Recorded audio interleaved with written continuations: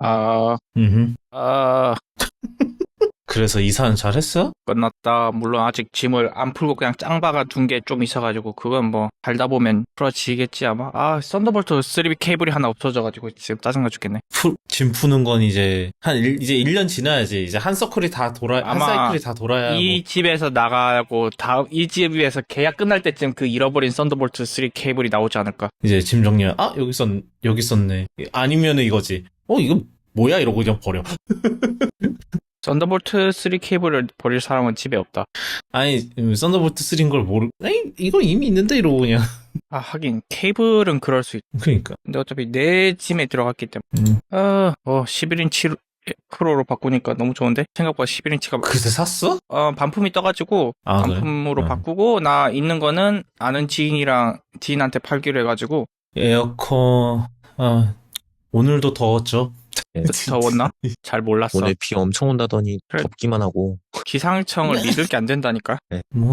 이번 주에 부산을 가는데 참 어떻게 될지 모르겠다. 부산 에어쇼가 아니고 무슨 쇼야? 모빌리티 쇼를 가는 거 맞고, 가는 김에 주말 동안, 이게 거실에서 녹음하니까 이제 식세기 소리가 들리고 난리가 났네. 뭐 하여튼, 네, 뭐, 부산 가서, 모빌리티 쇼, 그러니까 금요일 날 나 먼저 아침에 내려가서 모빌리티 쇼를 보고, 짝꿍은 밤에 이제 퇴근하고 바로 기차 타고 내려와서 부산에서 만나서 주말 동안 놀다가 올라가기로 했는데, 경비 청구가 됩니까? 이거는 그 기사거리가 아니기 때문에 그냥 철저히 개인적인 그걸로 가는 거고요. 까비. 예, 땅콩이 아저씨한테 얘기했지만, 차 콘텐츠가 굉장히 성적이 좋지 않아. 그럴 것 같아. 그나마 이번에 그 캐스퍼 일렉트릭은 그래도 관심이 있지 않을까라고 해서 일단 기사를 썼는데, 모르겠다. 아직은 모르겠다. 시작을 빨리 하죠. 생각보다 굉장히 길어졌는데, 그래서 사실은 아이패드로 팟캐스트 편집을 이제 한 3화 했나? 3화 했나? 3화 했다. 세 개를 이제 거의 아이패드로 하고 있거든요. 편집을. 근데 미니로 하려니까 아주 죽겠네. 아주 화면이 작아갖고.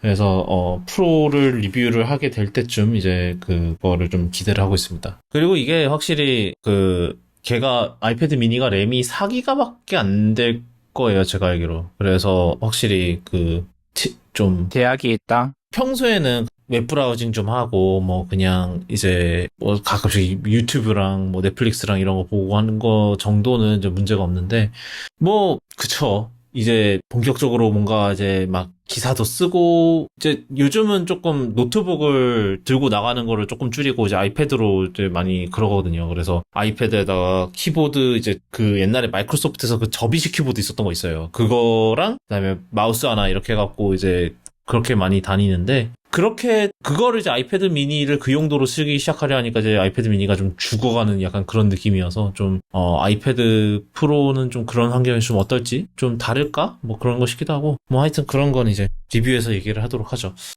그래서 하여튼 뭐 아이패드로 팟캐스트 편집하는 얘기를 조금 하고 싶었는데, 그거는 조금 이제 아이패드 프로로도 한번 좀 해보고, 그 다음에 좀 얘기를 나눠보도록 하고, 아마 지금 녹음하고 있는 이거를 이제 아이패드 프로로 편집을 하게 되지 않을까? 약간 그렇게 싶긴 한데, 네, 뭐 지켜보죠. 일단은 팔로워업이 굉장히 많아요. 사실은 제가 또 딱 이렇게 구분 짓진 않았는데, 지금 팔로워업이, 하나, 둘, 셋, 넷, 5개. 5개. 예, 5개입니다. 팔로워업이 5개.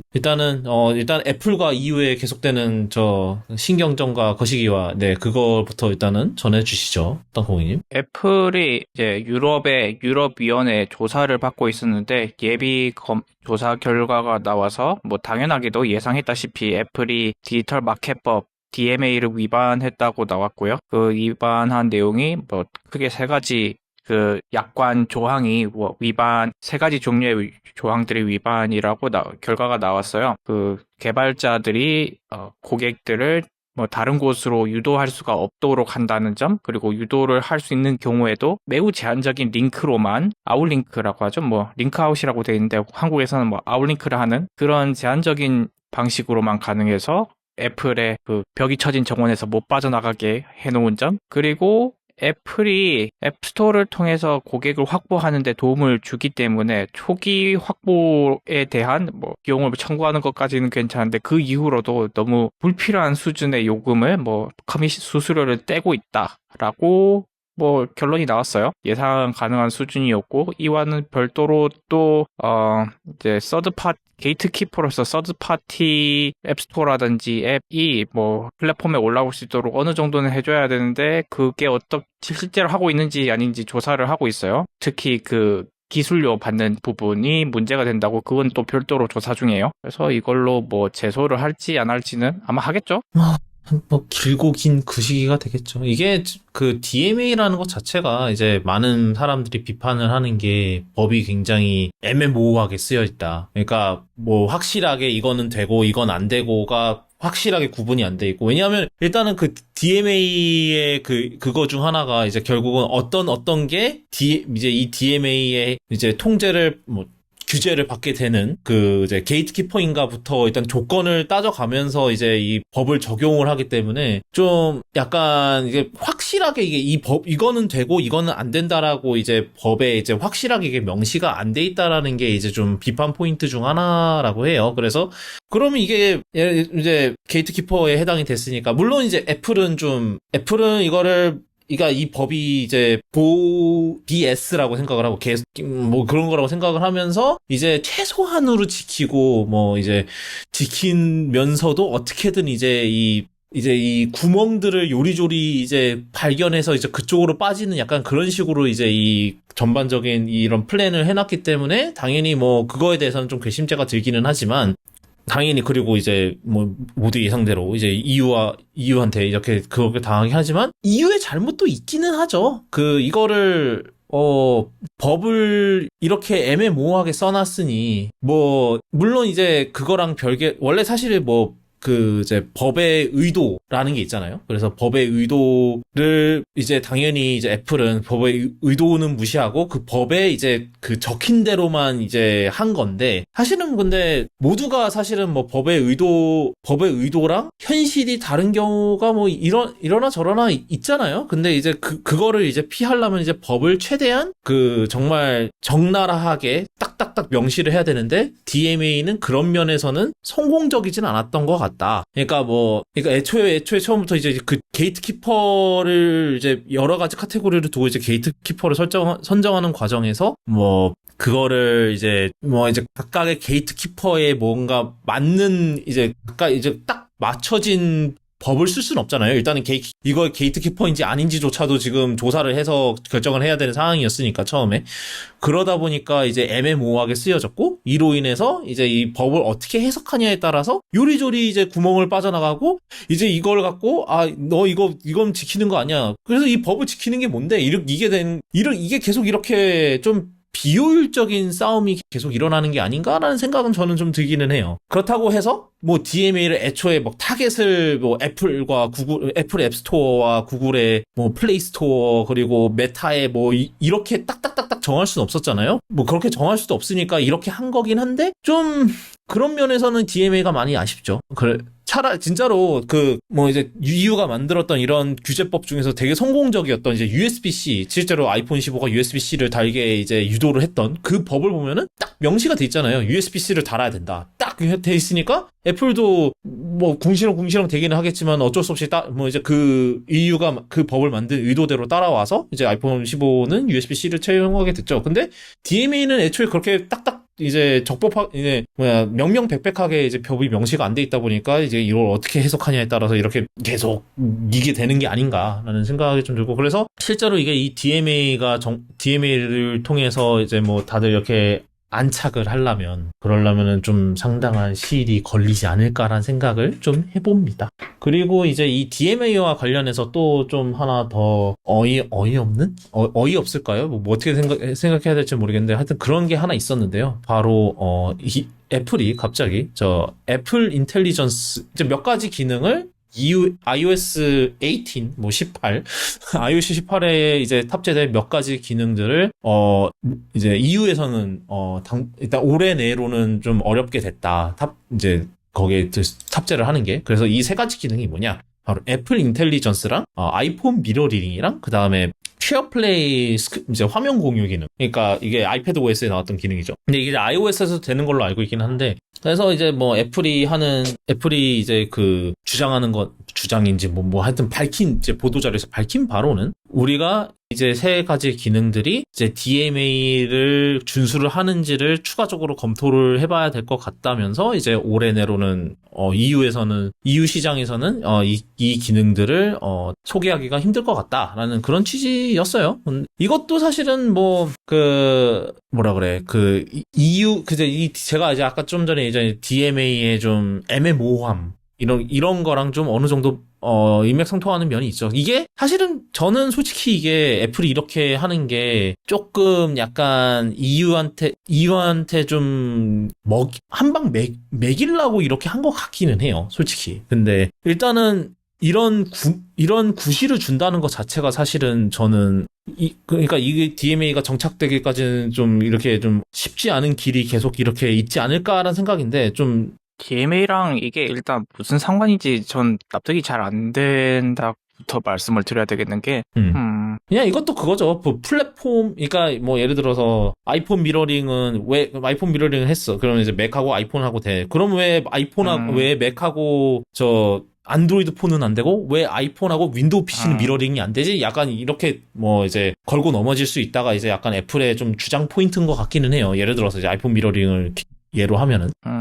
뭐 그리고 애플 인텔리전스는 왜 안드로이드 폰에서 안 되냐 뭐 이런 식으로 뭐 그런 그런 약간 저도 핑계라고 생각해요, 솔직히. 근데 뭐 일단은 그렇게 주장을 하니까.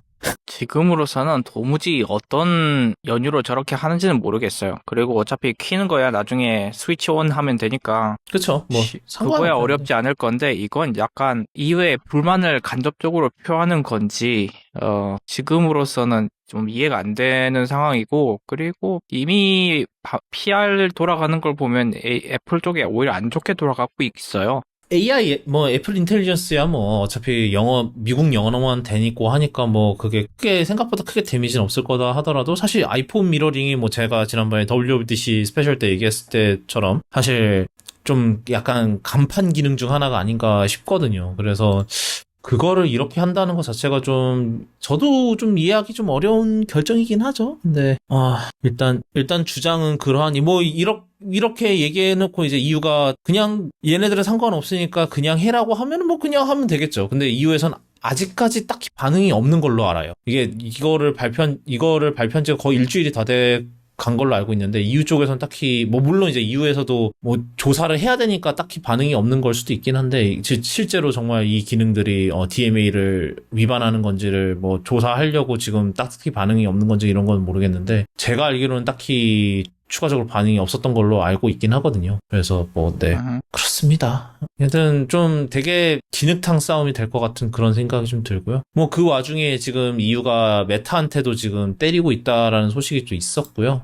이게 오늘 나왔던 소식인 것 같은데? 네, EU 지금 메타도 지금 DMA를 위반하고 있다라는 DMA를 위반하면 되게 벌금이 세거든요. 진짜 뭐 그런 우리나라나 미국에서 얘기하는 그런 솜방망이 그게 아니에요. 제가 알기로는 연매출의 10%인가를 내야 되던가? 맞죠. 매출의 몇 %예요. 예, 그래서 아마 이 기업들도 좀 사활을 걸고 그렇지 않을까라는 생각이 들긴 합니다. 뭐 하여튼 근데 확실히 애플 같은 경우는 저희가 옛날에도 얘기했지만 괜히 이거를 이제 적당한 선에서 했으면 적당한 선에서 좀 열어주고 열을 거 조금 열어주고 자기네 적당히만 열어줬어 자기네 이제 뭐 매출에 이제 그놈의 서비스 매출에 피해를 안 입으면서 이렇게 괜히 이제 이제 각국 정부들의 이런 관심을 받을 필요가 없었을 텐데 근데 그러니까 정말 이 서비스 매출의 모든 거를 올인하니까 결국은 이렇게 되는 거 아니에요. 그리고 최근에 소식 듣자니까 일본에서도 비슷한 법이 나올 거라는 얘기가 있었거든요. 그러니까는 네. 저는 이게 뭐 팀 쿡 시대에 아마 커다란 오점 중 하나로 남게 되지 않을까라는 생각이 들어요. 그래서 예. 그거랑 뭐 중국 위조는 사실 뭐 상황이 어쩔 수 없었다라고 치지만 그리고 그거는 그나마 중국에서 빠지려고 지금 부단히 애를 쓰고 있잖아요. 뭐 이제 생산을 계속해서 뭐 밖으로 빼는 식으로 노력을 하고 있는데 그나마 그거는 근데 이거 같은 경우는 진짜 그런 노력조차 안 보이고 그냥 더블 다운을 하고 있으니까 그래서 그게 좀 이렇게 요거에 그렇게 목숨 걸고 할 그건가 싶은 생각은 계속 있습니다. 다음 소식은요. 이거는 좀 짧은 소식인데요. 저희가 피스커 얘기를 했었죠. 몇 화 전에 저희 그 전기차 만들어 놓고 NKBHD한테 무한으로 까였던 그 피스커인데요. 뭐 결론적으로 말씀드리면 저 파산 보호 신청을 했다고 합니다. 그래서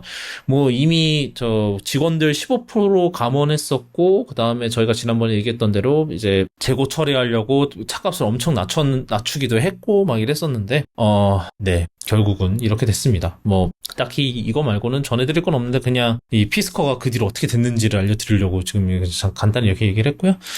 그 다음은, 저희가 이거, 사실 그때 리콜을 되게 그냥 간단하게 그냥 훑어 넘어갔었는데, 사실은 제가 이제 이거를 편집하는 와중에 이 리콜 관련, 이제 윈도우 리콜, 이 기능 관련해서 굉장히 일이 일이 훨씬 커졌거든요, 그 뒤로. 그래서 그 뒤로 이제 온갖 일들이 벌어졌는데, 띠덤님 한번 그동안 어떤 일이 있었는지, 이게 벌써 한 2, 3주 된 소식인데, 한번 전해주세요. 윈도우 리콜 발표하고 나서 기능이 이제 리콜됐어요.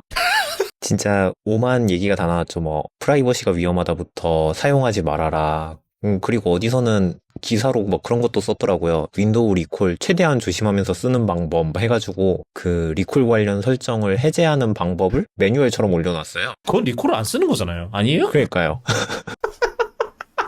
뭐 제가 듣기로는 이제 리콜의 가장 큰 문제가 뭐였냐면은 그거였거든요. 모든 그런 관련 이제 텍스트나 이런 걸 다 플레인 텍스트로 저장을 한다 하더라. 네, 암호화 안 한다는 얘기도 있었고, 오 마이 갓. 그러고 요거 자체가 이게 업데이트 하면은 자동으로 실행 상태로 바뀐대요. 서비스 자체가. 오. 그래서 이제 프리뷰로 업데이트 하신 분들도 그냥 이거 한번 켜볼까 하고 들어갔는데 이미 켜져 있는 거죠.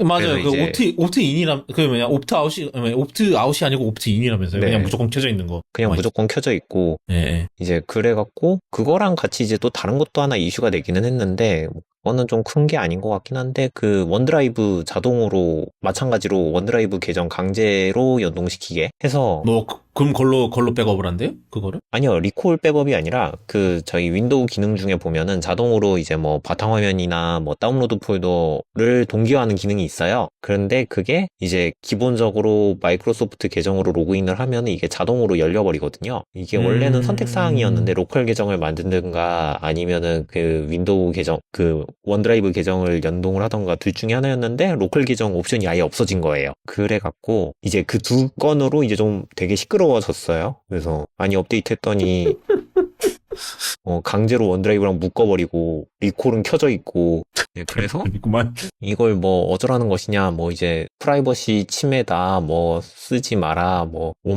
오만 정보가 다 나왔어요. 그래가지고 이제 각종 전문가들이 뭐 첫인상은 아주 심하게 잘못될 것 같다부터 시작해서 뭐 이게 리콜이 켜져 있는 PC를 해킹하면은 그 리콜 기능을 원격으로 사용해서 정보를 빼낼 수 있을 것이다부터 키로깅 결국은 리콜은 키로깅 아니냐 뭐 이런 식으로 이야기가 흘러갔어요. 뭐 좀 좀 AI 기반 키로깅 그쵸. 느낌이 나죠? 뭐 그쵸. 뭐 틀린 말은 아니긴 하지. 심지어 스크린도 있으니까 컨텍스트까지 주는 아주 좋은 키로깅 공격 팩터죠.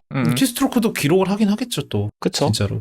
응. 그래갖고 이제 그것 때문에 이제 이야기가 막 심해지니까 마이크로소프트에서 리콜 기능을 일단 오픈하지 않겠다. 라고 얘기를 하고 이제 조금 개선을 거친 후에 다시 한번 프리뷰로 의견을 받아서 오픈하겠다라고 얘기를 했어요. 그래서 그때 이제 사람들이 얘기했던 조건이 이제 옵트인을 꺼야 된다. 그 다음에 마이크로소프트에서 또 하는 게 리콜 기능을 키려면은 윈도우 헬로를 인증을 추가하게 보호를 하겠다. 그래야죠.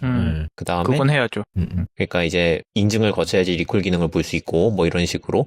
그 다음에 암호화도 했겠죠? 암호화를 온 디바이스로 그죠? 네. 그 윈도우 헬로 기반으로 해야겠죠? 네, 아마 그럴 거예요. 그래서 이제 추가적으로 윈도우 헬로랑 연동해서 그 암호화를 도입하겠다라고까지 얘기를 했고, 일단은 온 디바이스로 확실하게 하겠다라는 얘기까지 했다고 합니다.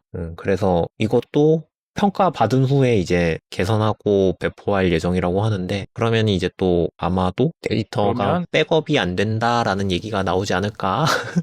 암호화된 상태로 백업이 되겠죠? 아마? 그럴 것 같아요. 그 비트라커죠? 비트라커랑 같이 해서 비트라커 아마 TPM에다가 그냥 그 키를 넣어서 쓰는 식으로 하지 않을까요? 그죠? 그걸 윈도우 헬로로 따야 되는 거고, 그렇겠네요. 그래서 네. 만약에 백업할 필요가 있으면은 윈도우 헬로로 풀었다가 북화해서 다시 복원하고 다시 암호화하나? 그렇지 않을까요? 그래야 아마 될 근데 애초에 제 음. 생각에는 이 암호화 쪽은 전혀 일단 이거를 다 플레인 텍스트로 저장을 하고 있었다는 건 지금 암호화를 전혀 생각을 안 했다는 거니까 그거는 거의 다 뜯어 고쳐야 되는 거고. 밑바닥부터 다시 해야 될 가능성이 높죠.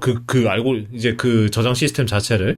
그리고 근데 다시 생각해보니까 보안성 생각하면은 이 윈도우 리콜 자료를 백업하고 복원하게 하는 건 말이 안 되는 것 같아서 그냥 구현을 안 하는 게 맞을 것 같아요, 그냥. 그건 그렇긴 해요. 예. 살짝 하여튼- 그 생각을 했거든요. 그 키체인 아이클라우드로 백업되는 거를 생각하고 있었거든요, 저는.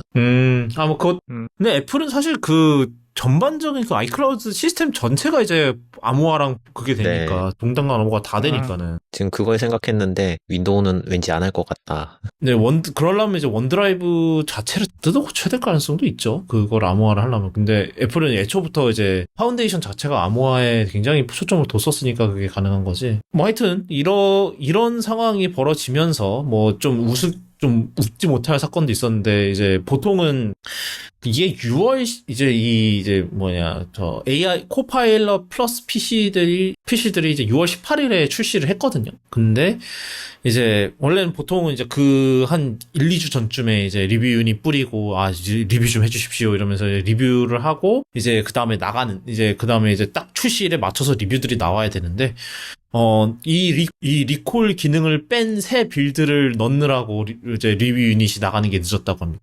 그래서 리뷰 유닛을 리콜했군요. 예, 리뷰 유닛이 이거 리콜 거의 유행어인데 이거 난 밈인데 이거.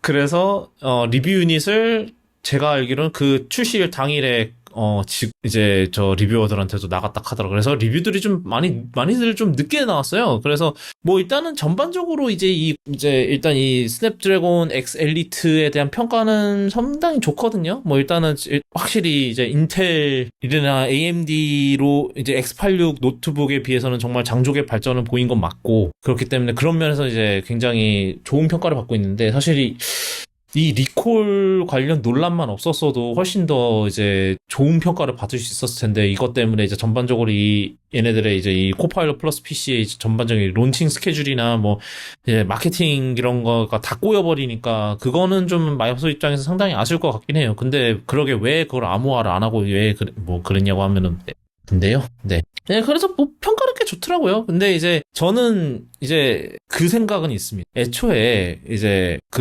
이것도 좀 마케팅의 패착이라고 생각을 하는데, 이제 이 스냅드래곤 엑셀리트를 홍보하는 데 있어서 계속 이제 M1, 이제 M2, M3랑 계속 비교를 할 게 아니라, 저는 차라리 진짜로 인텔하고 AMD 이제 기존의 X86 노트북이랑 비교를 했어야 된다고 저는 생각하거든요. 근데 그것 때문에 또 이제 사람들이 계속 이제 맥북이랑 비교하려고 드는 약간 그런 게 또 있었어요. 그래서 사실 물론 이제 절대적인 성능치를 보면은 이제 스냅드래곤 X 엘리트가 M3보다 앞서는 부분이 있기는 하나, 이게 사실은 뭐 그때 저희가 지난번 때도 얘기했지만 이게 여러 가지 핸디캡을 가지고 사실 이기는 거거든요. 그래서 사실은 저는 그때부터 얘기했었는지 기억은 안 나지만 하여튼 이제 X86이랑 비교를 했으면 더 좋지 않았을까라는 생각이 들긴 하는데, 제 생각에는 아마 또 인텔이랑 AMD 눈치 보느라고 그러지는 못하고, 이제 어차피 애플은 눈치 볼 거 전혀 없으니까 그냥 한 거 아닐까라는 생각도 좀 들긴 합니다. 근데 사실 저는 이러나 저러나 M2, M3랑 비교를 하는 거는 조금 무리수였다는 생각이 좀 들기는 해요. 뭐 그리고 그 와중에 요번에 이제 사실 삼성도 이제 갤럭시 노트 뭐였죠? 갤럭시 북4 엣지인가요? 엣지. 네. 드디어 저 일렉트로마트 거기에 전시돼 있어서 한번 만져봤는데 엣지 없던데. 뭐 하여튼. 근데 그 땅콩님 그때 뭐였죠? 그 얘네들이 출시하면서 뭐 무슨 호환성 리스트 이런 거를 올렸다 그랬었죠, 그때. 그거 삼성이 올린 거 아닌가요? 예, 그러니까 삼성이. 예, 삼성이 내 말이. 그렇죠. 삼성이 ARM 퀄컴 스냅드래곤 단 10 노트북을 출시를 하면서 요런 앱들은 되고 요런 앱들은 안 됩니다 하면서 이제 X86 기반 앱 중에 그 에뮬레이터로 호환이 되지 않는 주요 앱들을 이제 리스트로 나열을 해놓았는데 뭐 정부 관공서 이제 플러그인들 상당수가 안 되고 삼성 업데이터 안 되고 저기요? 그죠? 그래서 윈도우즈 업데이트로 하면 될 텐데 그 삼성 전용 업데이터가 ARM 기반이 전혀 지원이 안 되는 상태라고 보여집니다. 물론 이상한 게 삼성이 개근데. 퀄컴 프로세서를 단 거를 한 번 더 낸 적이 있어요. 그 전 세대 퀄컴 스냅드래곤 10 그거 가지고 낸 적이 있는데 족보에서 파였나 봐요, 걔는. 이 삼성 업데이터가 지원이 안 되는 거 보면은. 오, 노. 그럼 지금 지원이 안 된다는 말은 그때도 안 됐을 거란 말이죠? 그쵸. 그때도, 아니, 이미 하나 나온 게 있는데, 그거를 그때도 신경을 안 쓰고 있었던 소리가 되는 거죠, 사실. 진짜. 뭐 하여튼, 네. 그래서, 뭐, 이러나 저러나, 뭐, 일단 그 자체에 대한 평가는 좋은 것 같아요. 뭐, 에뮬레이션도 생각보다 잘 되는 것도 있고, 뭐, 안 되는 것도 있긴 하지만, 그걸 생각보다 잘 된다. 우리가 모두, 사실 여태까지 저희가 지난번에도 얘기했지만, 저, 마이크로소프트랑 퀄컴이 워낙 그동안 양치기 소년 짓을 많이 해서, 이제 이번에도 그런 거 아닌가 했는데, 이번에는 그래도 그나마 다행히도, 뭐, 정상적으로 좀 하고 있다. 뭐, 이런 얘기가 해서, 그나마 다행인 것 같아요. 네. 그 다음 팔로업도 되게 짧은 팔로업인데요. 사실 티더님이 다루셔도 되는데 제가 할게요. 뭐, 다시 딱히 얘기할 것도 없습니다. 일론 머스크가 오픈 AI 소송 취하를 결정했다고 합니다. 저희가 지난번에 얘기했지만, 이건 안 될 소송이었고요. 애초부터 하면 안 되는 거였고요. 괜히 또 트위터인지 X에 돈이나 더 낭비했고요. 돈 낭비였고요. 이게, 물론 이제 실제 이게 지금 소취하가 나온 게 실제로 이제 심리에 들어가기 하루 전이었대요. 전날에 이제 소송 각하를 취하를 했다는데 할 말이 없네요. 맞습니다. 이건 여기까지가 이제 팔로우였어. 팔로우가 굉장히 많았는데, 그 다음은 이제 이건 좀 이제 재밌는 소식일 수도 있을 것 같아요. 이제 구글이 이제 그 크롬 OS에 이제 안드로이드에 더 많은 이제 컴포넌트를 소개할 거다라는 그런 계획을 발표를 했어요. 그래서 이게 무슨 소린고 하니 이제 그 안드로이드에 이제 우선적으로 그런 이제 뭐 제미나이나 이런 것들이 AI 기능들이 탑재가 되니까 이제 이런 기능들을 이제 크롬 OS에 더 잘 소개를 시키려면은 그냥 차라리 안드로이드의 일부 컴포넌트를 뜯어다가 크롬 OS에다가 그냥 장착하는 게 더 낫겠다라는 생각이 들었나 봐요. 그래서 그렇게 하겠다고 발표를 한 거고, 뭐 일단은 이제 막 이 과정을 시작하기 때문에 뭐 실제로 이게 결실을 볼 때까지는 한 2, 3년 정도가 소요될 거고, 뭐 이런 소식인데요. 뭐 저는 이게 약간 양쪽으로 장점이 될 수도 있을 것 같아요. 왜냐하면 뭐 이제 삼성이 하드 캐리를 해서 옛날보다 많이 나아지긴 했지만 여전히 안드로이드 태블릿 지원은 똥망이죠. 그래서 심지어 이제 구글 같은 경우도 픽셀 태블릿이 사실은 안드로이드가 아니고 크롬 OS 태블릿일 정도로 이제 안드로이드 태블릿을 내놓는 거 자체가 이제 굉장히 삼성 빼고는 부질없는 그런 게 됐는데, 제 생각에는 이렇게, 왜냐면 크롬 OS는 애초에 이제 좀 더 큰 기기를 위해서 나왔던 이제 OS니까, 여기에 크롬 OS의 그런 컴포넌트를 이제 안드로이드에 잘 탑재하면은 조금 안드로이드 태블릿 상황이 조금 더 나아지지 않을까라는 기대가 좀 있을 것 같긴 해요. 뭐, 물론 이제 요즘은 AI가 핫하기 때문에 이제 제미나이 기능들을 뭐 이제 크롬 북이든 크롬 OS 태블릿이든에 소개시키는 것도 중요하지만, 이제 역설적으로 이렇게 사실 결론적으로는 제 생각에는 둘이 통합할 것 같아요. 약간 이제 옛날부터 막 윈도우, 이제 뭐 맥OS하고 아이패드 OS하고 통합하냐 맨날 그 떡밥 돌았던 것 마냥 약간 좀 얘네들도 좀 장기적으로는 통합하는 게 아닐까라는 그런 생각이 들긴 합니다. 그 다음은 좀, 레트로한 얘기를 해볼게요.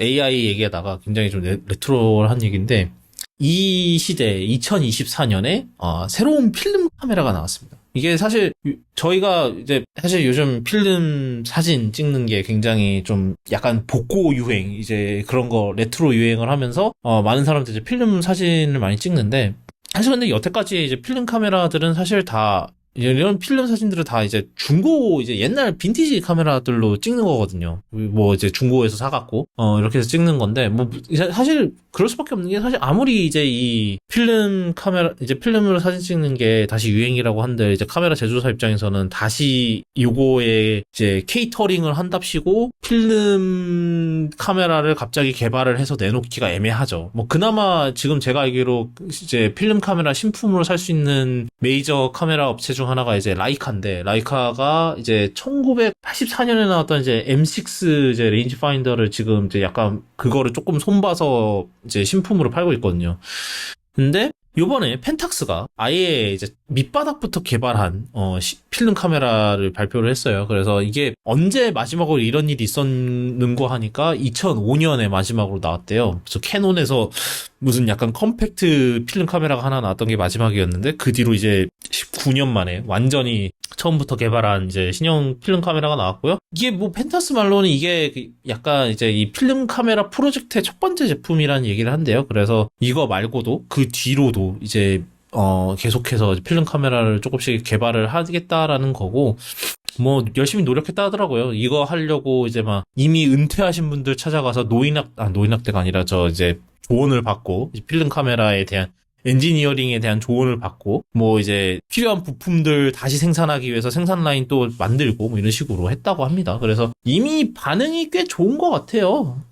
이제 이건 이제 하프 필름 카메라라고 해서 이제 필름 한 프레임에 사진 2장을 찍을 수 있는 그런 카메라거든요. 옛날에 있었어요. 옛날에 왜 이제 미러리스, 이제 올림푸스 펜이 있었잖아요. 올림푸스 펜 미러리스가 원래는 이제 그 펜이라는 게 얘네들의 올림푸스 이제 하프 필름 카메라가 펜이었고, 라인이 펜이었거든요. 이제 그거를 재탕해서 이제 그거 마이크로 포 서드 미러리스 카메라 라인으로 쓴 건데, 그래서 저는 이게 모르겠어요. 물론 이제 실제로 AS가 가능한 필름 카메라가 나온 건 좋은데, 과연 이렇게 새로 이렇게 개발할 만큼 필름 사진이 좀 오래 갈까라는 생각이 좀 들긴 합니다. 저 땅콩이님은 좀 어떻게 생각하세요? 그나마 그래도 좀 사진 좀 찍으시는 편이신. 필름이 나올까가 의문인데. 뭐 만약에 필름 뭐 또 한다 그러면은 이제 필름 회사들에서도 이제 조금씩 찍건 이미 다시 다 또 공정을 다 거의 다 접었을 거예요. 몇 군데 안 남았을 텐데 카메라야 만들 수 있는데 필름이 없으면 말짱 도루묵이라.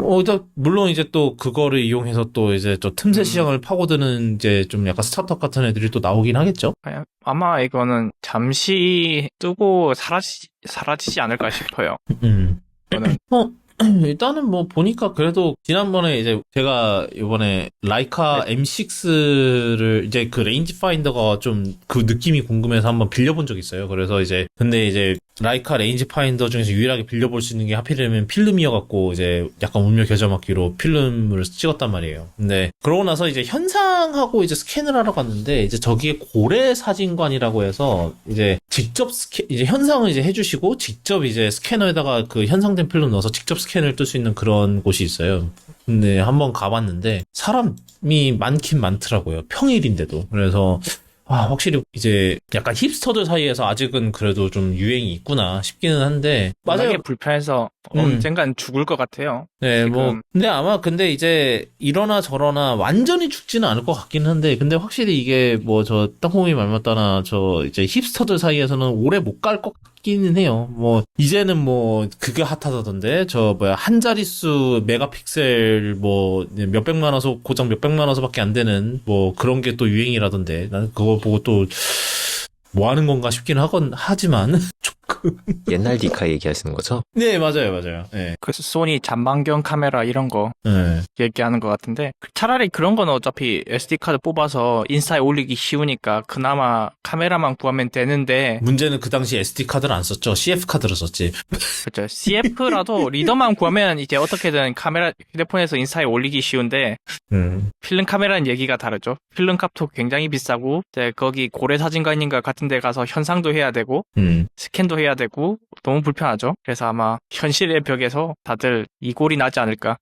근데 뭐 일단은 제 생각엔 이제 뭐 소니나 막 캐논이나 이런 애들이 이거를 따라갈 것 같지는 않은데, 이제 펜탁스가 나름 이제 지금 현재로서는 틈새 시장을 잘 공략한 건 맞는 것 같아요. 근데 이제 이게 계속 될지는 지켜봐야 될 일이고, 그 다음에 일단은 지금 지금은 당연히 이게 이번 달인가에 판매가 예정이 돼 있어서 지금 아마 예판만 받고 있는 걸로 알고 있는데, 지금 예판이 성적이 성적이 꽤 괜찮다고 하기는 합니다. 뭐 저 미국은 이미 저 예약 물량 다 팔아 제껴서 지금 판매가 이제 예판이 종료된 상황이라고 하고 뭐 이런데 뭐 실제로 그게 될지는 좀 지켜봐야겠죠. 예. 펜탁스라서 애초에서 양이 작았을 수도 있고 걔들은 예전부터 물량이 많은 회사는 아니었기 때문에 뭐 그럴 수도 있죠. 근데 우리나라도 뭐 들여온대요. 저 세기 그게 아마 걔네들 공식 그걸 거예요. 아마 세기 PNC인가? 거기서 들여온다고 하니까 네. 공식으로.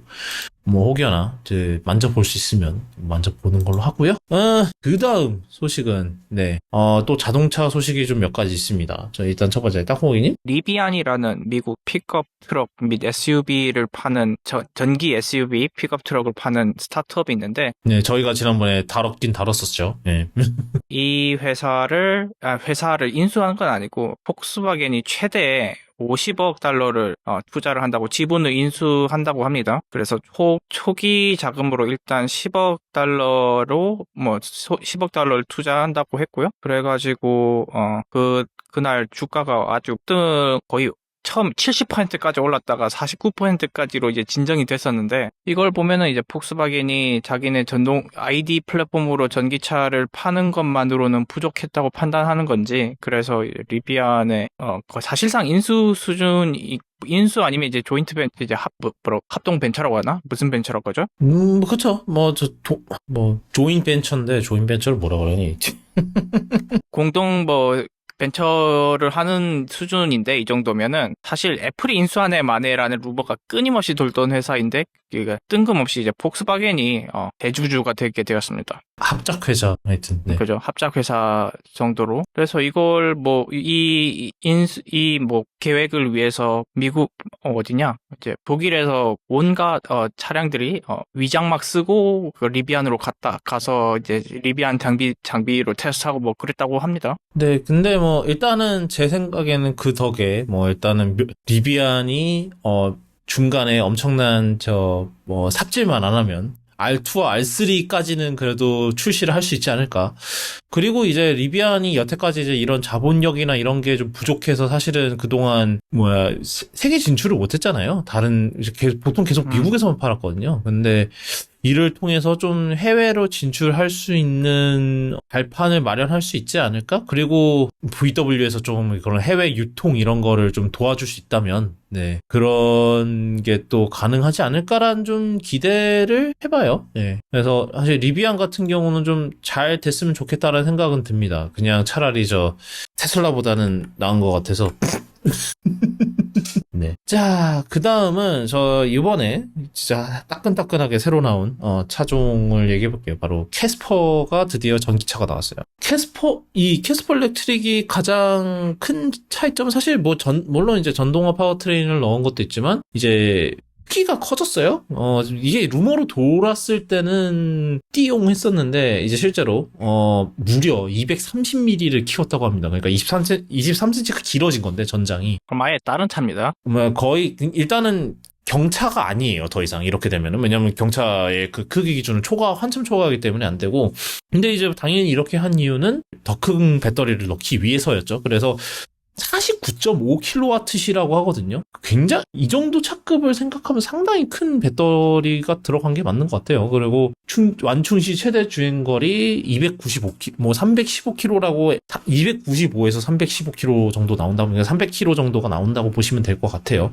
그냥 이 캐스퍼 일렉트릭이 보통 이제 그 도심에서 주로 돌아다닐 거라는 거 생각하면 그 정도면 충분하죠. 근데 이제 제가 조금 아쉬웠던 거는 모터가 115마력짜리인데 조금 더 출력이 좋았으면 좋았을 거라는 생각이 좀 들기는 합니다.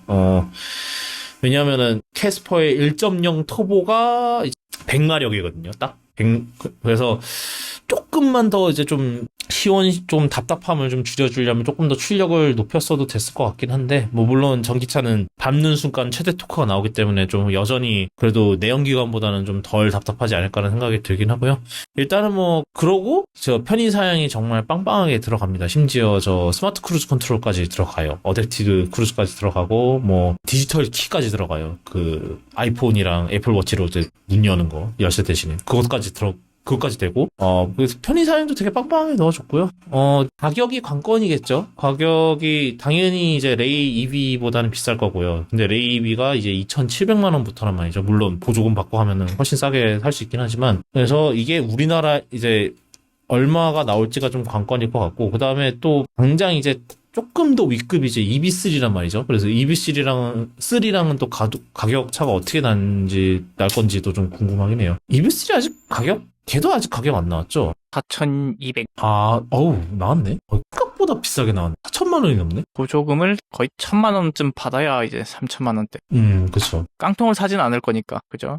깡통이 58.3, 주행거리 347.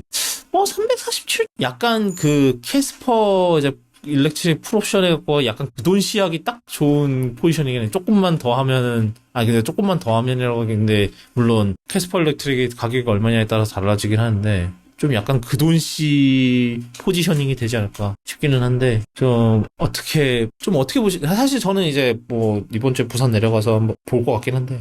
보조금, 고려하면은 거의 캐스퍼랑 한 5,600 차이라고 생각하면 될 것 같은데, 사실 5,600, 이 가격대에서 5,600은 적지 않은 차이라서 많이 고민을 할 것 같아요, 사람들이. 네.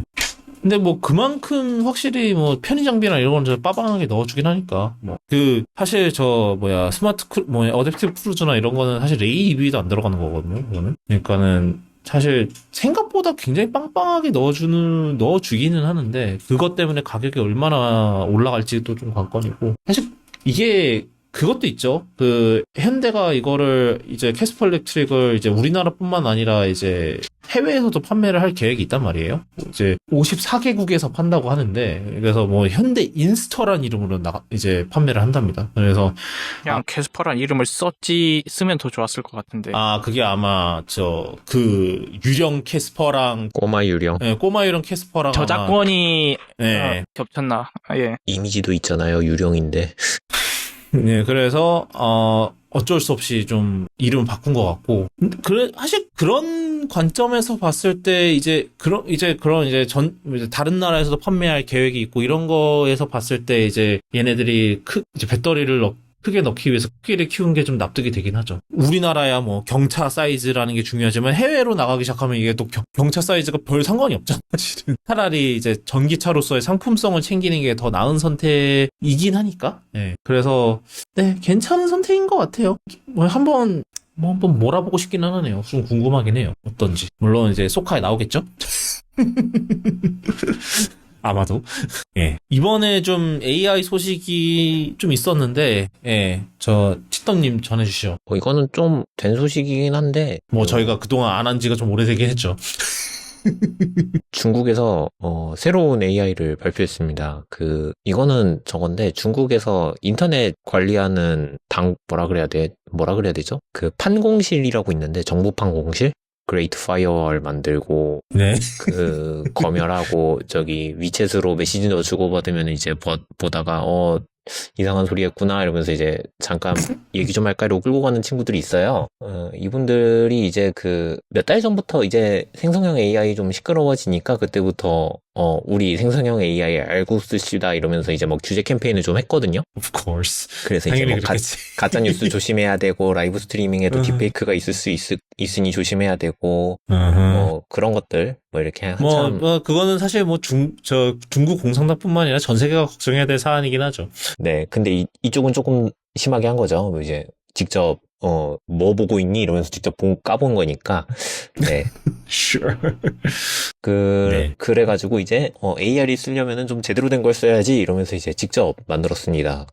시진핑의 정치 사상에 기반한, 챗 시진핑, 이렇게 불러야 되는데, 하여튼. 시진핑 GPT.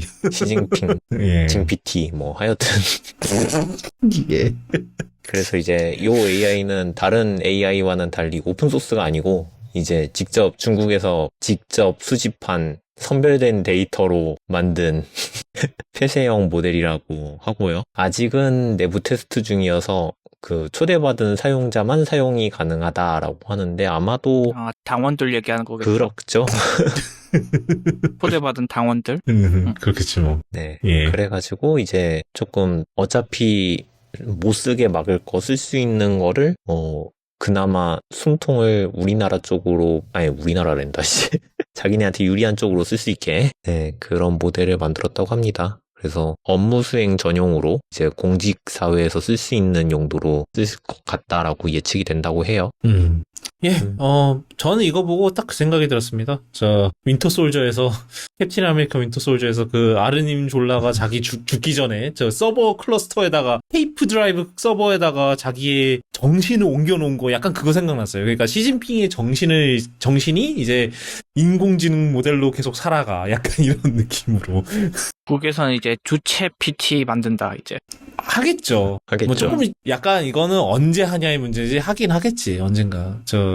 김일성이 AI로 이제 수정님이 AI로 부활하셨다 뭐 하시겠지. 자, 그 다음 소식은 뭔가요? 그 다음은 이제 퍼플렉시티 얘기인데 이제 퍼플렉시티가 일단 잠깐 소개를 드리면은 뭐 특정한 기사가 나오면은 그 기사에 대한 뭐 각종 자료들을 AI가 수집을 해가지고 그걸로 요약해서 뭐라 그러죠? 그 자기네만의 기사로 만들어서 배포를 해야 된다고 해야 하나요? 뭐 그런 식으로 하는 서비스인데 지금은 이제 뭐 만약에 원하는 정보가 있으면 거 이제 검색을 할 수도 있어요. 검색을 해서 너가 직접 좀 찾아서 알려줘 이러면 이제 얘가 퍼플렉시티가 열심히 수집을 해서 알려주는 서비스인데 요 서비스를 하는 데 있어서 이제 정보를 너무 심하게 긁어갔다. 따지고 보면은 표절까지 그러니까 불법 이용 정도까지 보는 걸로 해서 이제 언론사들이 아직 소송은 걸지 않았고 불만을 제기한 걸로 알고 있어요. 그래서 포브스랑 블룸버그 그 다음에 한 군데가 어디였지? CNBC. 그래서 이렇게 세 군데에서 너희 왜 자꾸 우리 거를 그냥 갖다 쓰니? 그러면서 이제 조금 컴플레인을 했다고 합니다. 근데 이제 퍼블릭시티에서는 우리가 부족해서 그래요 라고 이제 인정을 하면서 뭐가 부족해서 그래? 제대로 못 숨기는 거 실력이 부족해서 그런 건가? 출처 표시를 더 열심히 할게요 라고 얘기를 했는데 그 말도 문제가 맞겠네요. 아니잖아. 그 말도 맞네요. 아니, 지금 그게 문제가 아니라 단순히 이게 출처 표시가 문제가 아니라, 분명히 크롤링 하지 말라고 다 세팅 걸어놓은 거를 그쵸. 무시하고 크롤링을 했다는 게 문제인 거지. 그게 지금. 로봇TXT 파일이 있는데, 그거를 무시하고 긁어가서 그게 문제인데, 우리가 조금 문제가 있었어요. 뭐 이래서. 예? 요즘, 잠깐 이거 딴 얘기긴 한데, 요즘 스포츠 뉴스 쪽에서 블로그들, 그러니까, 그렇게 막 중계권이 없는 블로그들에서는 그 기사를 긁어올 때 긁어오는 방법이 AI로 제작문을 시키고 사진도 똑같은 거 쓰면 안 되니까 AI로 리터칭 해가지고 쓰더라고요. 머리를 진짜 열심히 굴리는구나, 진짜. 굴리긴 굴리는데 그렇게 해가지고 아마 퍼플렉시티도 비슷한 얘기 아닐까요? 우리도 그랬어야 되는데 살짝 우리가 좀 부족했다. 똑똑하지 못했다. 뭐 이런 느낌으로. 숨겼어야 되는데. 좀 다 갈았어야 되는데 뭐 이런 얘기가 아니었나. 그러니까요. 그래서 좀 이런 이제 AI 업체들의 좀 뭐라 그럴까 이러한 문제가 계속 심화될 것 같은 그런 생각이 좀 들어요. 앞으로 계속 이제 이런 저작권 이런 문제도 더 심화될 거고 이제 이거랑 관련해서 또 이제 어디서 또 망발 하나 나왔죠. 마이크로소프트에서 AI 쪽 CEO가 이름이 무스타파 슐레이만이네요. 이 아저씨가 이제 인터뷰에서 CNBC랑 인터뷰하는데 90년대 오픈웹에 올라온 모든 자료에 대해서는 90년대부터 사회적인 계약으로 오픈웹에 올라와 있으면은 다 공정 사용이 가능한 오픈소스다라는 식의 프리웨어다. 네, 그런 얘기를 했다고 하네요. 그래서 이제 CNBC에서 물어봤던 거는 이제 AI 기업들이 계속 IP, 그러니까 지적 재산들을 그냥 훔쳐다 쓰는 거에 대해서 어떻게 생각하냐라고 물어봤는데, 거의 동문서답 수준의 망언을 했네. 진짜로 보면은. 모든 자료는 카피가 가능하고, 재생산도 가능하고, 이걸로 리크리에이션도 가능하다, 뭐 이런 식으로 얘기하면서, 그건 뭐 법정에서 결정할 문제지 뭐 이런 식으로 얘기를까지 했다고 한 것 같아요. 당장 마이크로소프트 웹사이트에 보면은 카피라이트 걸려 있다고 주장하는 컨텐츠가 수두룩한데 아마 마이크로소프트 법무팀에서 이거 보고 뒷목 잡고 있지 않을까 싶네요. 뭐 당장 저 외부에 그거를 걱정할 게 아니라 내부에 적이 있구만. 진짜로. 아이, PR팀과 법무팀이 쌍으로 이제 뒷목 잡고 있는 그림이 그려지는데 그 얼마 전에 그거 있었잖아요. 그 MS 그 윈도우랑 오피스 관련해가지고 활성화가 안 돼서 고객센터에다 문의했더니 그 고객센터가 사실 뭐 마이크로소프트에서 운영하는 게 아니고 뭐 하청을 준 거겠죠. 하청을 준 업체에서 그냥 온라인으로 들어가서 그 클릭 몇 번으로 푸는 불법 소프트웨어 크랙으로 뚫었죠. 네, 크랙으로 열어줘가지고 문제가 됐는데 그 이론이면 회사 기조가 그런 거 아닌가 하는 생각도 살짝 들고요. 머리가 아파오긴 하네요. 좀 심하네. 어질어질합니다. 뭐 하는 건지 모르겠어요. 그 다음, 마지막 소식인데요. 오늘 좀 빠르네. 오늘 마지막 소식은 좀, 뭐랄까요. 이번 주를 지난주를 뜨겁게 달궜던 소식인데, 어떤 거죠? 그 KT 뭐 그냥 순서대로 얘기하면은 KT에서 서비스를 쓰는 KT 인터넷을 쓰는 분들이 특정 파일 공유 업체들 그러니까 뭐 웹하드라고 부르죠. 그런 업체들에서 이제 파일을 다운받으려고 하면은 파일이 깨져 있거나 아니면은 되게 느려지거나 하는 문제들이 있어가지고 너희들 서비스 왜 이러냐라고 이제 그 업체들에 따졌어요. 파일 다운받았는데 개판이잖아. 그래서 내 돈 돌려내 뭐 이런 식으로 그랬더니 이제 이 업체에서 이상하다라고 이제 한참 보니까 이거 다 왜 이 사람들 다 KT 쓰고 있지? 이래가지고 그 KT 망이 좀 문제가 있나? 이러고 보안업체에 의뢰해가지고 패킷을 까봤습니다. 그랬더니 알고 보니 KT에서 직접적으로 중간에서 이제 데이터 전송할 때 악성 소프트웨어, 그 악성 코드라고 하죠. 악성 소프트웨어를 깔아가지고 데이터 전송을 한 게 이제 걸렸어요. 근데 요거가 문제가 되는 이유는 무엇이냐? 요거 지금 이 웹하드 업체들이 쓰는 방법이 이제 그리드 통신이거든요.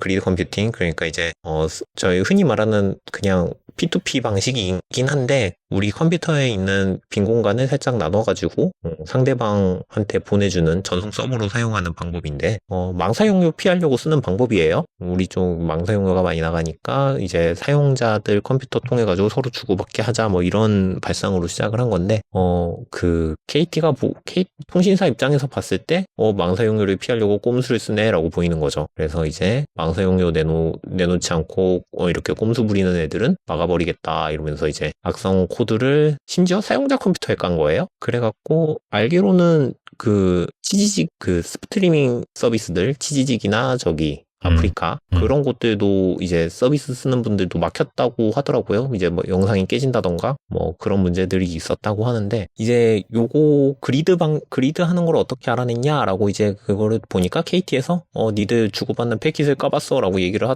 했다고 하네요. 그래서 너무 당당한데?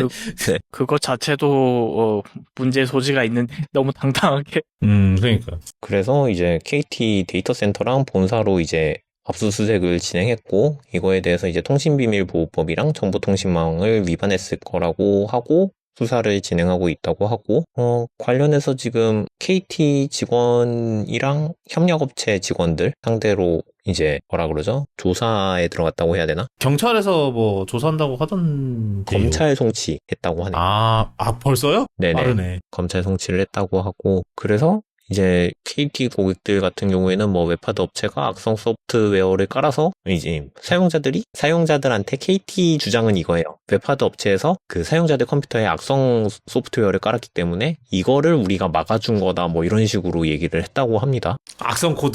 자기네들의 악성 코드를 깔므로써 네. 그러니까 너희들이 그 그리드 주고받는 거는 불법 프로그램, 악성 프로그램이기 때문에 우리가 그 과정에서 이제 우리도 불법 소프트웨어를 깔아가지고 너희들의 그리드를 막아주겠다.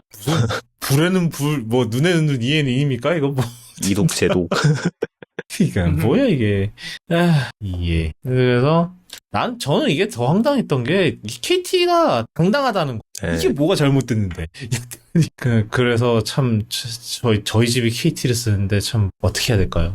저도 사실 요즘 조금 웃겼던 게 요즘 그냥 작업하면서 치지직을 틀어놓거든요. 근데 이게 1080 넘어가면은 그때부터 화면이 깨지는 거예요, 자글자글하게. 그래가지고 근데 또 아이패드나 맥에서는 또 멀쩡하게 나오거든요. 그래서 이게 뭐야 이러고 있었는데 알고 보니까 그건 것 그리드네. 같더라고요.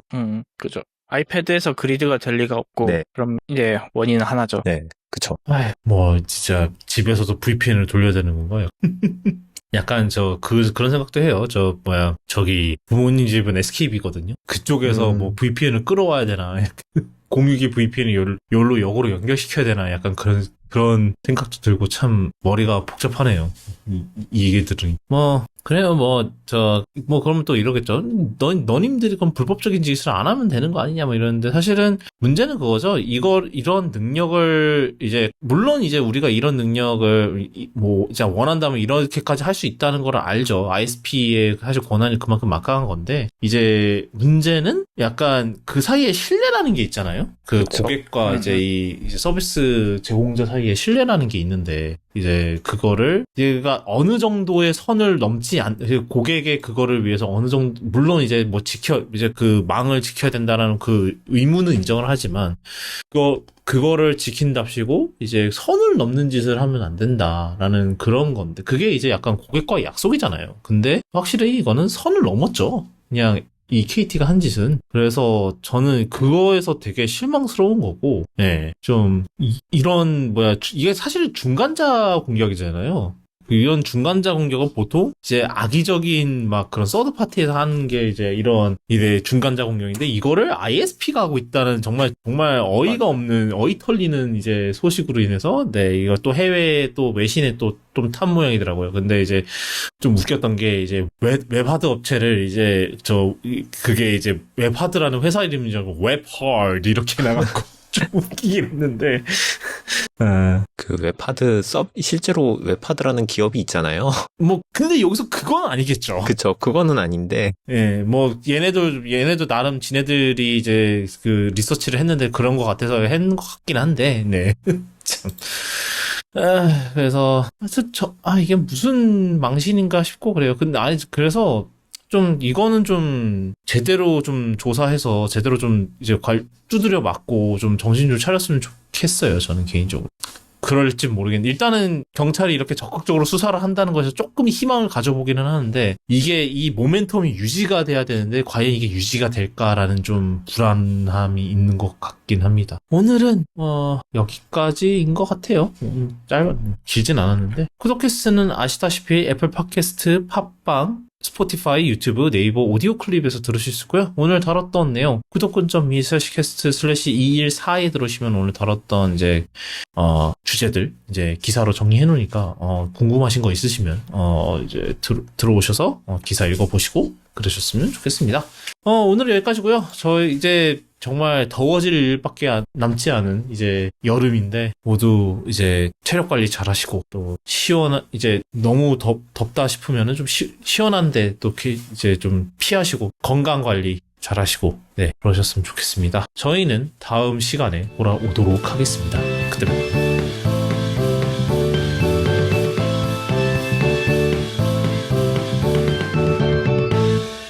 그래서 좀 이사한 집은 좀 어떻소? 2년 뒤에 상황 봐서 이 집을 그냥 인수할까 싶을 정도로 마음에 드는데, 오. 지금은 네요. 남의 집이긴 한데, 근데 지역이 어디지? 지역 어디로 갔지? 부천 부천으로. 지역 이름 전혀 모르고, 부천이 몇 명 사는지도 모르고 그냥 동생이 여기 회사 붙어서 온 거라. 부천 생각보다 꽤 커요. 생각보다 좋아가지고 그냥 갑자기 내가 이번 계약한 사이에 출근 횟수가 잦아지지 않는 한 그냥 여기 계속 있을 것 같은? 차만 어떻게 전기차로 바꿀까 싶고. 갑자기 전기 충전기가 설치되어 있길래 깜짝 놀래가지고 이건 생각이 없었는데. 제 생각에는 근데 그 부모님의 요구를 만족하려면 아이오닉 5밖에 딱히 대안이 없는 것 같아. 신형 아이오닉 5는 이것저것 다 차가지고 기능이 다 마음에 들어가지고 괜찮고, EV6는 못생겨져서 안 되고. 나는 괜찮은 것 같은데. 물론 배치라는 거 존중해줘야 되고요. EV3가 또 EV3가 그래도 걔보다 싸지 않나? 아이오닉 5보다? 아니, 5명 못 타요. 못 탄다고? 4명이 4인승이야, 이거? 아니, 좁아서 타는 게 아니라 이제 실려가는 수준이 되겠죠? 그러면은? 뭐 한번 요번에 가서 한번 볼게요. 뭐 얼마나 큰가. 나는 EV6 요번에 페이스리프트 한 건 나는 마음에 들긴 하는데 뭐 하여튼 그러면 그럴 거면은 저 그냥 끝까지 갑시다. 아이오닉 5N을 가는 거야. 네. 그냥 끝까지 가려면. 안 돼요. 그러면 이제 집을 못 사요. 2년 뒤. 2년 뒤 집을 사면서 하려면은 좀 최소한 차에 투자하는 건 최소화를 해야 되기 때문에.